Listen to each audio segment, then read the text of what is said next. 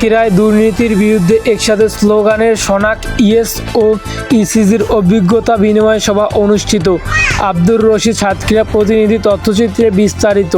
দুর্নীতির বিরুদ্ধে একসাথে একই স্লোগানে সামনে রেখে সাতক্ষীরা মুজাফফর গার্ডেন অ্যান্ড রিসোর্টে রবিবার সকাল 10টায় অনুষ্ঠিত হলো সচেতন নাগরিক কমিটি শনাক, ইউথ এঙ্গেজমেন্ট অ্যান্ড সাপোর্ট এবং অ্যাক্টিভ সিটিজেনের গ্রুপের অভিজ্ঞতা বিনিময় সভা। দিনব্যাপী এ আয়োজনে 3 সংগঠনের প্রায় 175 সদস্য অংশগ্রহণ করেন।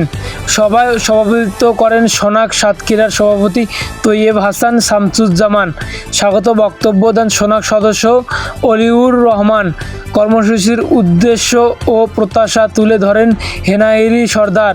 টিআইবির সার্বিক কার্যক্রম, চ্যালেঞ্জ ও ভবিষ্যৎ পরিকল্পনা তুলে ধরেন। বক্তব্য দেন প্রতিষ্ঠানের কোঅর্ডিনেটর কাজী শফিকুর রহমান।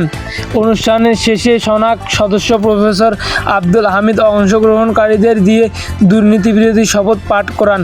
পরে ইয়েস সম্মাননা ও র্যাফেল ড্রয়ের পুরস্কার বিজয়ীদের মধ্যে পুরস্কার বিতরণ করা হয়।